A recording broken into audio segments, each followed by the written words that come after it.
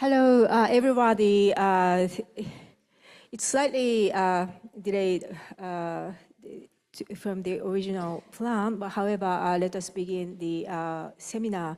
Welcome to the 8th SCERU public seminar, jointly organized with the GRASP Research Seminar Series. Thank you very much all for coming, and thank you for those online for joining us. Today, we have special guests from Ukraine and also guests from Prime Minister's Office of Japan and also from EU Strategic Communications Division. Since the Russian invasion of Ukraine, the like-minded countries of the West joined force to support Ukraine. The May 2023 G7 especially declared unified support for Ukraine in its continuing resistance against Russian aggression, while confirming that linkages between European and Indo-Pacific security.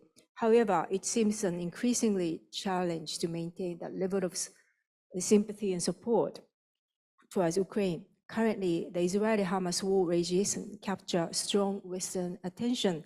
This adds to the worry of imminent war fatigue that might be occurring within Western nations.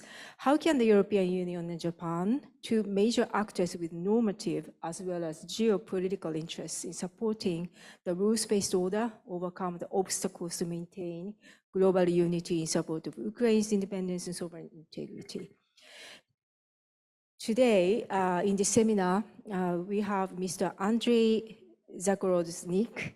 He is chairman of Center of Defense Strategies based in Kyiv, and he is former Minister of Defense of Ukraine, who will share his assessment of the latest phase of the ongoing war, where Ukraine forces are resorting to counteroffensive to recover the eastern territories of Ukraine. He will also share his views on the future of support towards Ukraine's war support.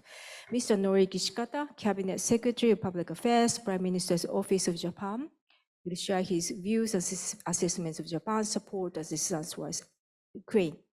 Mr. Lutz Guellner, the Head of Division, Strategic Communications and Information Analysis, European External Action Service, will in turn evaluate European support for Ukraine, especially the decision in early October to increase the level of European support.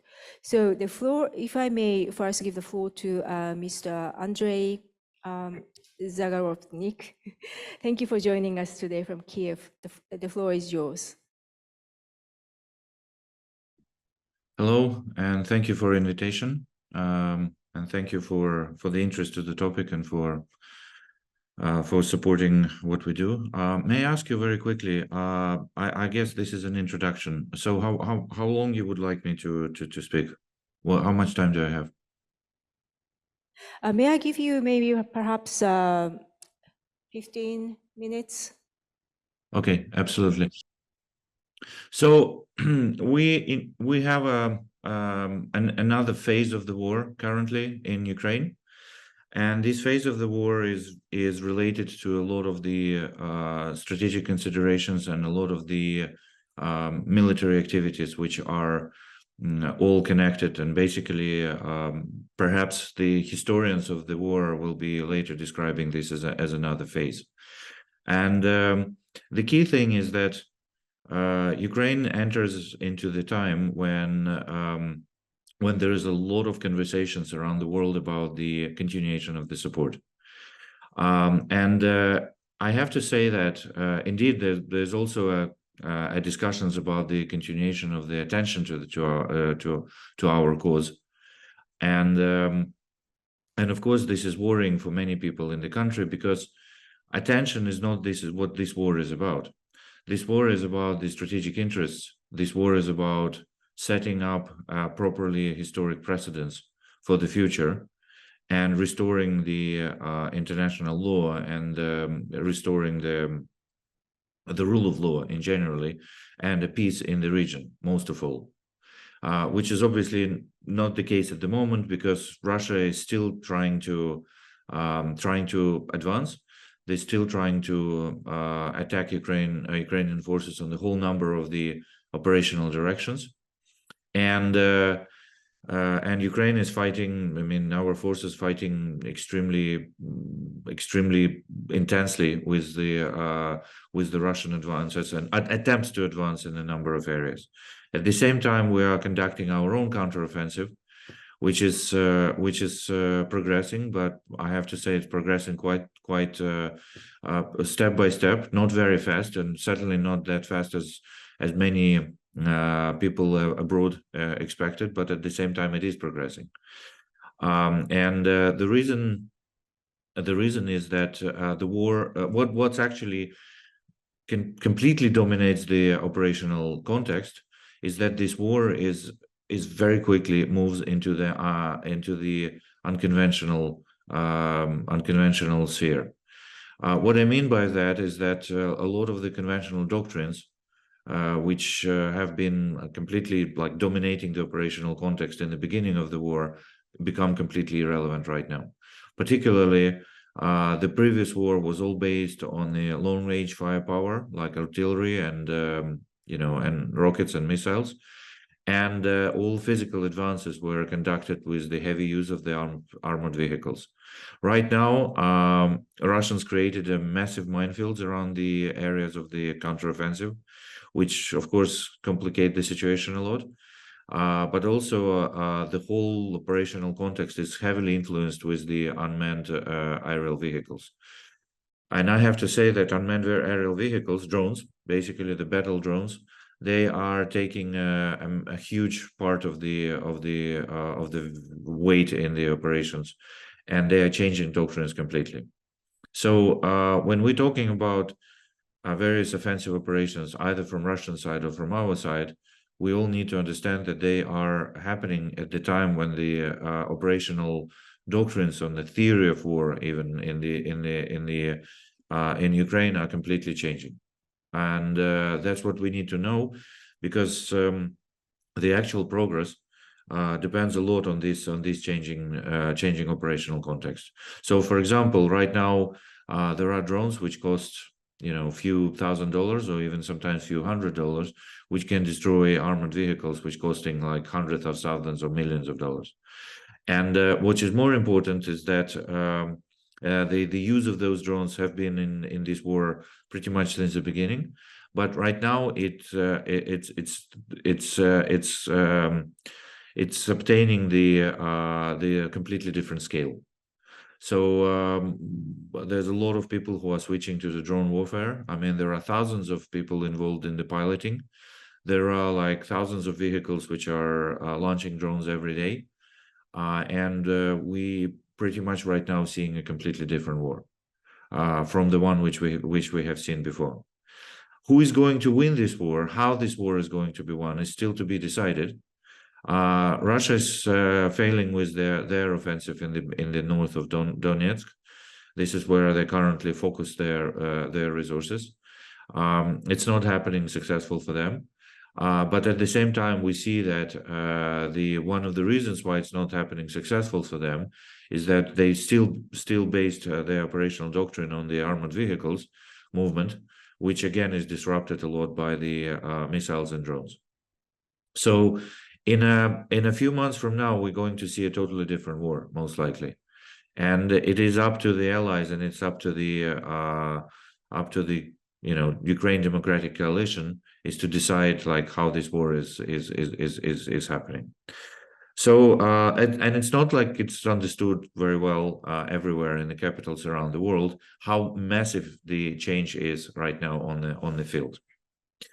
At the same time, what we see, and it's these events coincided, is that Ukrainian war became a subject of a lot of the political movements and political processes around the world, including in the United States and including in Europe. So lots of people, they especially from the wider audiences, they don't understand all the nuances. They don't understand all the all different kinds of strategic or operational considerations. And their opinions became a subject of influence of many politicians who are trying to distort the reality or show some other reality. Russians been doing also, of course, this for some time with their heavily funded propaganda campaign. But I have to say that there's a lot of politicians, particularly like what we call right wing or some more like radical ones, who are trying to distort the reality in information space and show this as not a war of the for the restoration of the rule of law, but something else. And finally, there's been a lot of the discussions about the a strategic support from the key countries, particularly the United States, about their vision of the end game. Essentially, every war and every coalition needs to have an end game scenario. So they need to have a vision how the war is going to unfold. And Ukraine has a very strict vision, very clear vision. So we need to free our territory, and we need to restore the rule of law in our country. And we need to return the prisoners. We need to return tens of thousands of kidnapped children, which been brought to Russia and without their families. We need to, and we need justice. So we need to set up a tribunal which would be considering crimes of the Russian government. But at the same time, the key would be a military success, of course, because without military success, none of that can happen.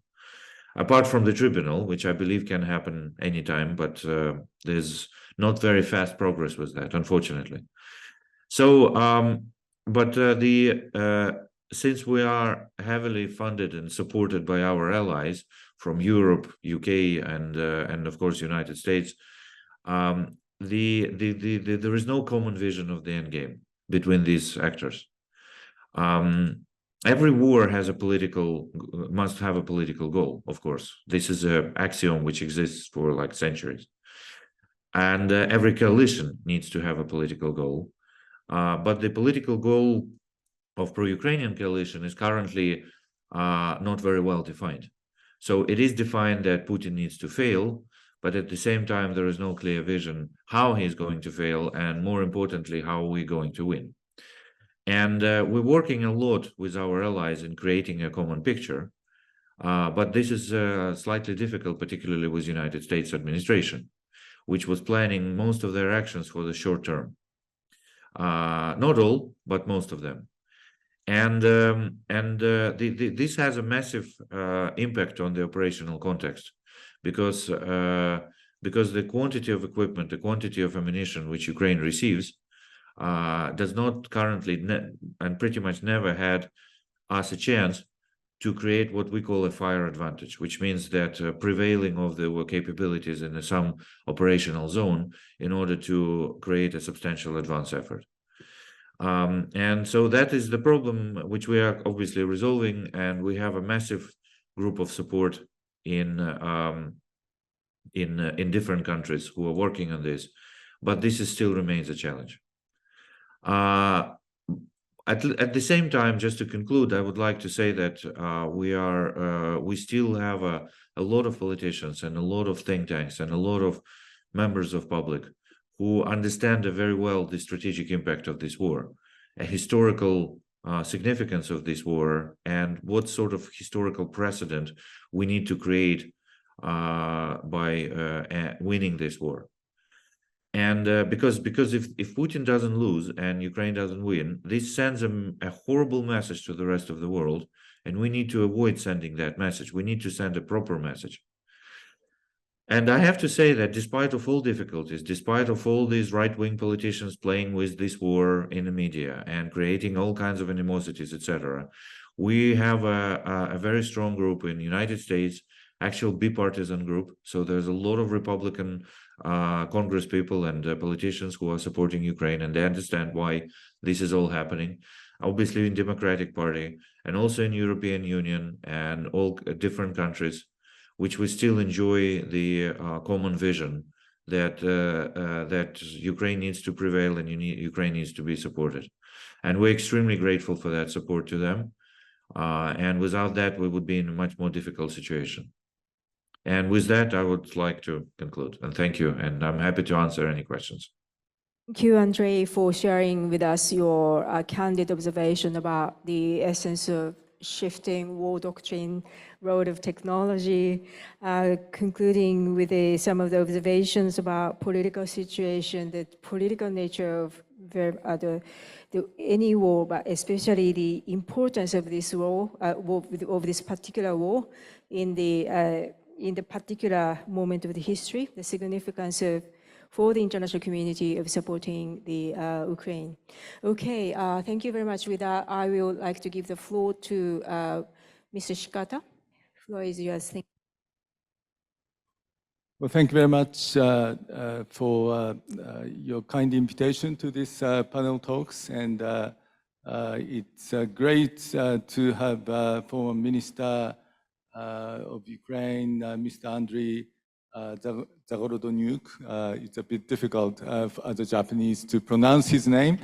However, this is a very important occasion for us to learn what's going on in Ukraine. And since we are stepping up our support for Ukraine, it's very important to understand better the landscape in Ukraine. I'm very glad to see many participants from Europe. I wonder if there may be students from Ukraine. Oh yes, so welcome. So I'm very glad to see Ukrainian students coming to Japan, and I hope you are having a good life as a student. I know that there are many challenges overcoming cultural issues or linguistic barriers, but hopefully your friends are supporting you. So on this today's theme of linking Ukraine and the Indo-Pacific and maintaining global unity, let me just come up with 3 points. Number 1 is the issue of deepening partnership among Ukraine, Japan, and the Indo-Pacific. Number 2 is closer and emerging linkages between the Indo-Pacific security and the European security landscape. Number 3 is ways to deepen our cooperation on common challenges among like-minded countries on this theme.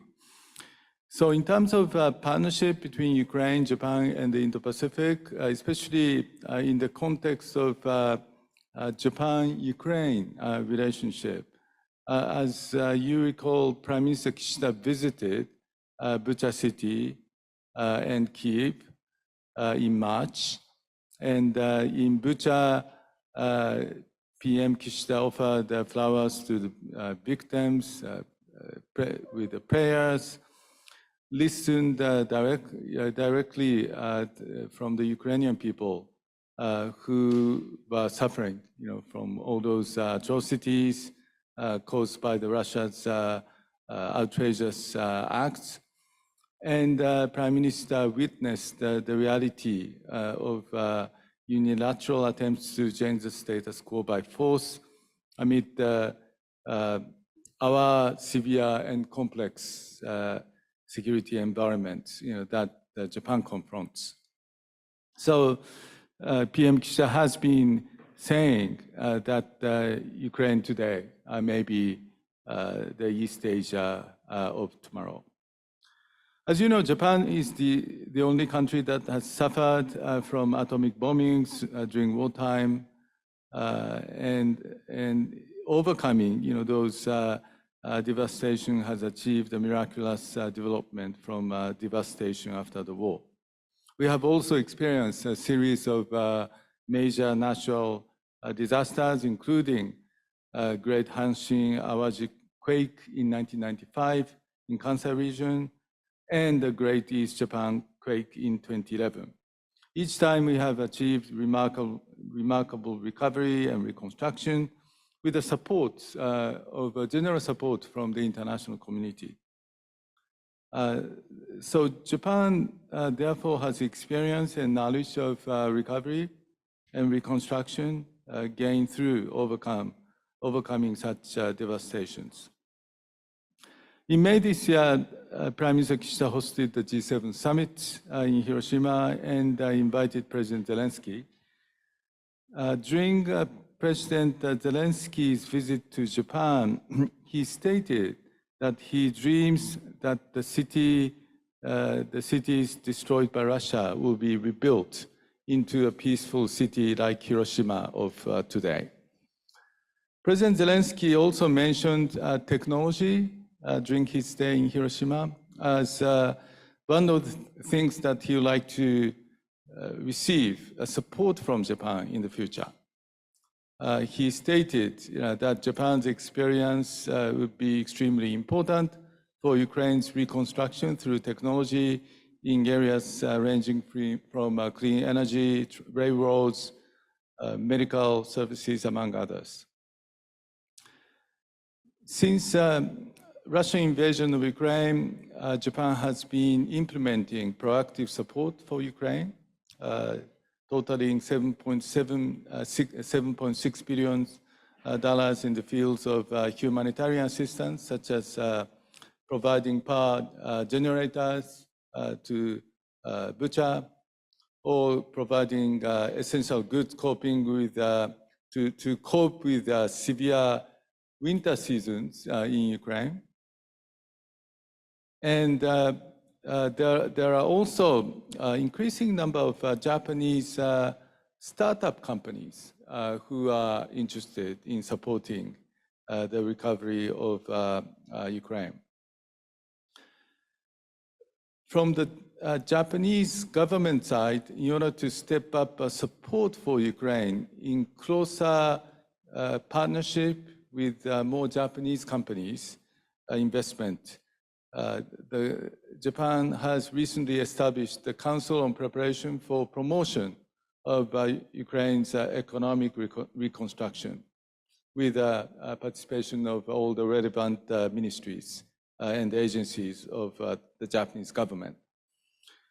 In the new year, we'll be hosting a Japan-Ukraine conference for promotion of economic reconstruction of Ukraine in Japan. And we are having a medium to long-term recovery and reconstruction of Ukraine. And we wish to make best use of our competitive talents or technology or resources, and wish to provide further assistance in the following 4 areas. Number one is demining and debris clearance. We have been supporting demining efforts in Cambodia. So we invited the Ukrainian experts on demining to Cambodia and working on trilateral cooperation. Number 2 is reconstruction, including the recovery of basic infrastructure being damaged in Ukraine, including the power sector. And we wish to build back better in Ukraine. Number 3 is recovery of agricultural production and industrial development. And of course, we all know that Ukraine is a very competitive agricultural producer, and we wish to see the recovery. And lastly, strengthening democracy and governance. At G7 Hiroshima summit, there was a G7 leader statement on Ukraine issued, reaffirming our unwavering commitment to provide diplomatic, financial, humanitarian, and military assistance to Ukraine as long as it is needed. The G7 Hiroshima summit also sent out a strong message to the world that the G7 confirms the importance of free and open international order based on the rule of law, and renews its determination to fully defend it. Let me move on to the second issue of linkage between the Indo-Pacific security and European security. As you are aware, in East Asia or in Asia, there are ongoing attempts to change the status quo by force, including in East China Sea and in the South China Sea. After the Russian aggression against Ukraine, we have noticed that China and Russia are stepping up their military activities in the neighborhood of Japan and strengthening their joint military activities, including deployment of bombers and naval vessels in the neighborhood of Japan. We have conveyed our grave concerns from a national security perspective over their continued and increasingly frequent joint actions, including their joint military exercise at the doorstep of Japan. There is another dimension, which is Russia and North Korea seems to be moving up or stepping up their military cooperation. There was a summit meeting held in September between Russia and North Korea. And there seemed to be emerging landscape where North Korea could be providing arms to Russia, and Russia seemed to be providing military technologies to North Korea, which have security implications both in Europe and in Asia. And of course, these activities could constitute a violation of relevant UN Security Council resolutions that prohibit all procurement of arms and related materials, from North Korea. Let me just move on to the last point regarding deepening our cooperation on common challenges among like-minded countries. With the UN Security Council struggling to function effectively, it is increasingly important for us who share common values to work together more closely. So this is why the rule of law and cooperation on strategic communications among like-minded countries are becoming increasingly important.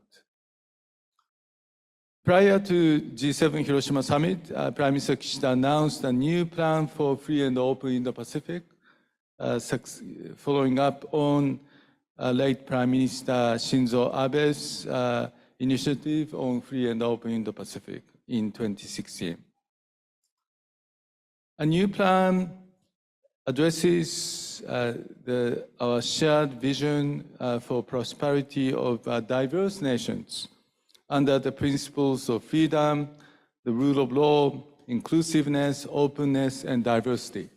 And Japan is promoting a connectivity initiative with ASEAN countries and with countries like India or Bangladesh. And we have been traditionally focusing on connectivity of transport sector, like railroads, among others. But we are stepping up our support for issues like maritime enforcement. And some of those ASEAN countries where Prime Minister Kishida will be visiting later this week to the Philippines or Malaysia, we are in discussion of how we could stepping up our support for those countries, that are facing challenges of unilateral attempts to change the status quo. So,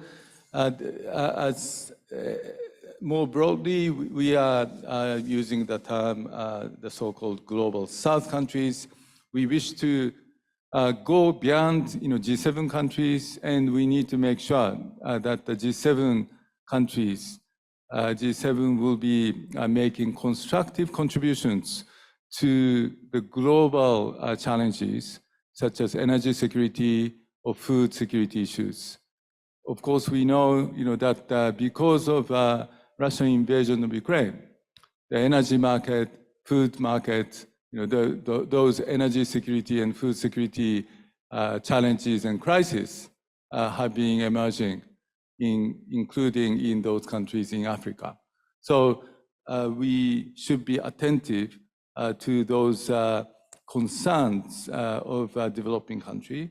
And Japan has been making the case that we need to value human dignity and human security through a people-centered approach. And this is what the Prime Minister Kishida has been saying is if a smaller, vulnerable country could be invaded suddenly in violation of international law, we should not accept or condone, those attempts, to change the status quo. So that's why we are supporting Ukraine, and we wish to continue to play the role, a constructive role, to mobilize more support in support of Ukraine. Thank you. Mr. Shikata, for your elaborate explanation of Japan's position regarding rule of law, Japan's proactive assistance to supporting rule of law, and also your wish to continue on supporting Ukraine in the future proactively. So that's the central message, I understand. Mr. Lutz, thank you very much for joining us. Floor is yours. Thank you very much. I would like to keep it short and focus on 3 points. First of all, on the role that the Russian war of aggression against Ukraine has played also in Europe's determination to support Ukraine. That is the first point. The second point, I would like to refer also a little bit to our changing approach to security internationally with a new doctrine, if you want to call it, our strategic compass, which has changed considerably also our way, how the European Union looks at security, how things are interconnected, and how partnerships play an important role. And the third point that I would like to make is maybe point to one specific challenge that we are facing all together, which are new threats that we are seeing, in particular in the information space. So let me just say a few words about the importance for our strategic environment, for our security, of this war of aggression against Ukraine. The European heads of state and government, the European Council just met a couple of days ago, and the first point of their agenda was, of course, again, this war and a clear and resolute condemnation of Russia's war of aggression against Ukraine, and of course this unwavering support for Ukraine. And I think this is very, very important to underline this. We have used very clear words, very clear terminology. We will do this as long as it takes. All 27 leaders are fully aligned on this. And related to that, of course, we have provided enormous support, of course, for our neighbor, a direct neighbor. And just maybe for some here in the audience who might not be aware of this, but we have mobilized considerable resources also on this, and of course on the human side, but also on the financial side. And if you put all this together, it depends how you count, but it's more than 65 billion euros we have mobilized in financial, budgetary aid, in humanitarian assistance, but also in military support. And that has been quite a new approach for the European Union, with specific instruments that have been created, like the European Peace Facility, and of course the aid coming, let's say the support coming at European level, but also from the member states, and I see a lot of colleagues here in the room. So 25 billion for military assistance for Ukraine, I think is an important figure. But as I said, this is not only about military support. This is about humanitarian support. This is about financial support, and it's about long-term support also for reconstruction. And I think, referring to what Mr. Shikata has said, it's a very, very clear commitment of the like-minded partners, and very clearly expressed also in the Hiroshima G7 declaration that this is the aim of the G7, to continue this support. And maybe two additional comments on this first part that also Mr. Shikata has mentioned. We should also see this is not just a military conflict, it's so much more. It is also how Russia is weaponizing, for example, food and global food security. Its withdrawal from the Black Sea Green Initiative, for example, is a good indicator that there is no willingness to engage, that this has tremendous impact also on the world as a whole, on also our partners, our global partners, in particular in Africa or in the Middle East region.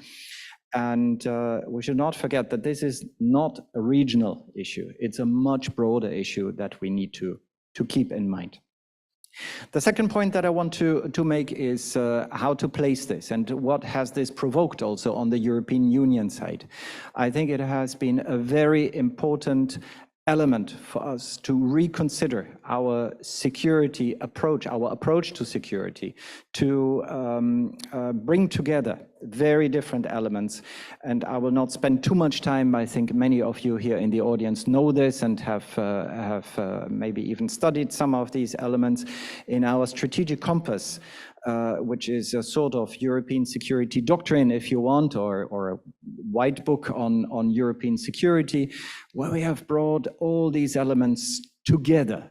That security is a comprehensive approach. It needs to have not only of course, the very direct security threats, but it also needs to look at its context.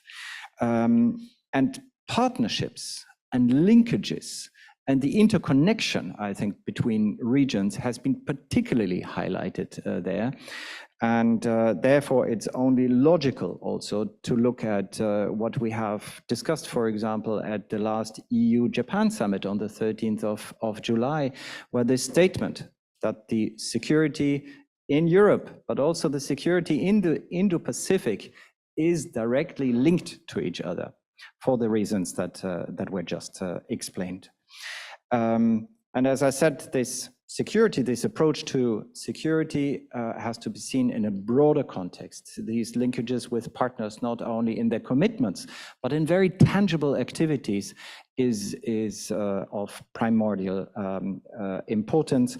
And I just want to point to one of the many, many initiatives that the European Union, for example, has implemented or is in the process of implementing a very important initiative, which is called the Global Gateway, which is mobilizing billions, 300 billion euro should be mobilized for creating linkages, connections, and not only in infrastructure, but also in health, in climate change related issues, so for the green transition, for digital development, because we believe in it. And the third point that I wanted to refer to is linked to this security issue and security relation, has a lot to do with Ukraine, because this is where we have seen the issue. It is a tendency that has accelerated over the past few years is to use the information environment as a strategic tool. As a tool of sometimes aggression, as a tool to manipulate it, to influence it, to interfere in it. We call this information manipulation, in particular from external actors, foreign information manipulation and interference, which is an important issue to be tackled. This is also the reason why I'm here in Tokyo, to have discussions with different partners, also here in Tokyo University. We believe this issue deserves a lot of attention. It is a complicated issue that we want to address in the right way, because a lot of sensitivities also that we need to address. But the bottom line of it is a new security issue that we need to address together, where we can learn from each other, and where we need to work closer together. And going back to the initial presentation from our Ukrainian colleague, we have worked over years together with our Ukrainian colleagues and have seen a tremendous ability and capability by Ukraine to address this issue of information manipulation, of disinformation. And I think we can all learn, if I look up to you, Andrei, we can all learn from you also in Ukraine, how you have dealt with this issue, what you have built also with the civil society. And I think it's an important issue also for the future. Thank you very much. Thank you very much, Lutz. Now that we have heard from all three speakers, I'm going to open the floor to question and answer. But while I'm giving you some time to think about your questions, if I may just very briefly come back to Andrei, having heard from two other speakers. You mentioned that Ukraine has clear vision about the outcome of the war, which is clear the territory, establish rule of law, return the people, and then bring criminal justice, criminal tribunal, so accountability for war crimes. So do you think that in terms of communications and making your vision clearly understood by the global community, do you think it's been sufficiently done by Ukraine government or civil society? And what is your method of trying to deliver this clear, your vision of the outcome of the war, understood by the international community? What are you doing exactly to try to get your message across? Thank you very much. And thank you for previous speakers. Thank you to Japan for support, and of course, European Union for huge support. I really, really appreciate it here. I have to say that it's never sufficiently done, because it's an ongoing process, and it's a process where we need to explain our position against the many different, as a previous speaker said, manipulations, but also about the different misunderstandings and different other visions and sort of distorted visions of what's actually happening. For example, there's been a lot of discussions about what was called the peace negotiations or negotiated outcome of the war. It takes very deep knowledge of what Putin wants to understand that in this situation, the chances for the negotiated outcome are extremely small, if they're at all, particularly with Putin regime. Of course, when Putin's gone, this is a totally different story. But we needed to explain this over and over and over again. When the country wants to destroy people, when they start genocidal war, when they go for destruction of the whole country, and they don't stop, and they destroy cities, like a city of Mariupol was completely destroyed by Russian aviation with the people inside, and so on and so on. These actions are not done in order to negotiate. And we already tried several times, and not all the wars in the world ended with a negotiated outcome, because there is a historical myth that all wars end up with negotiations. That's not the case.